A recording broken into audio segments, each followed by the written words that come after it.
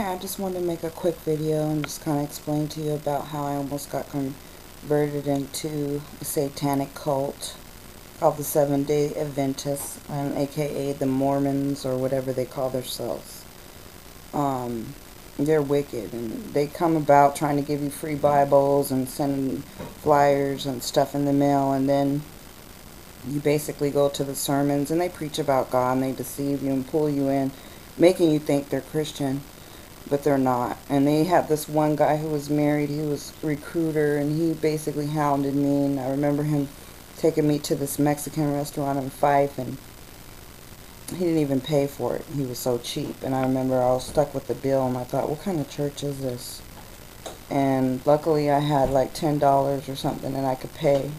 And it was just after I had gotten, I had left the government job that I had working at OFM in Olympia, and when they tried to offer me to become a government escort, and I was blacklisted and I couldn't even find a job, and I tried to give myself to God and, try to, really go to church and stuff, and I was deceived, and it was so sad. And the guy was trying to hit on me, and he would come to my house and harass me, and I went to the church and they wanted me to sign this long contract and giving myself basically over all this money and all this duties I had to do, and then they wanted to baptize me. And my girlfriend was like, girl, you shouldn't do it, that doesn't sound right.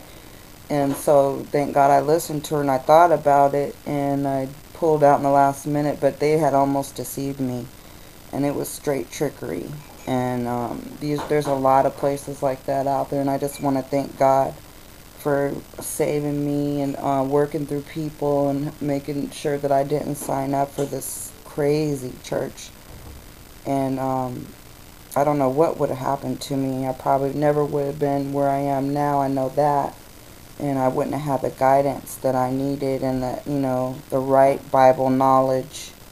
So I just, want to tell God, thank you, Lord, for, blessing me and get me away from those crazy kooks. And, I knew something was wrong. And they had this guy, he was like John Hagee.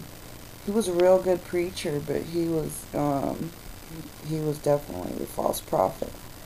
So I just want to tell you that quick story on my true story first blog. Happy Friday.